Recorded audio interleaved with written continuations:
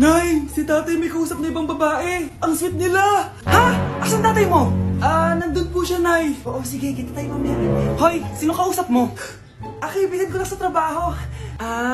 Ganda na bracelet mo eto. Binigay lang ng kaibigan ko. Okay. Hello? Nandyan ka pa?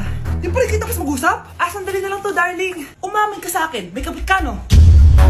Ako may kabit? Nagpapatawa ka ba? Siguraduhin mo lang. A few moments later. Uy, Mare! Uy, anong balita? Tignan mo yung bracelet na binigay sa akin ng boyfriend ko. Wow, ganda! Ganda, di ba? Sabi niya mahal daw to. Hello po, ma'am? Hinahanap po kasi namin yung nagnakaw ng bracelet. Ganito po yung itsura niya. Mare, sabihin mo lang ka nakita. Sige. Sir? Sila po yung nagnakaw. Mare! Akala mo di ko alam na ikaw ang kabit ng asawa ko? Anong mangyayari dito, darling? Oh, eto na pala siya. Couple bracelet pa kayo,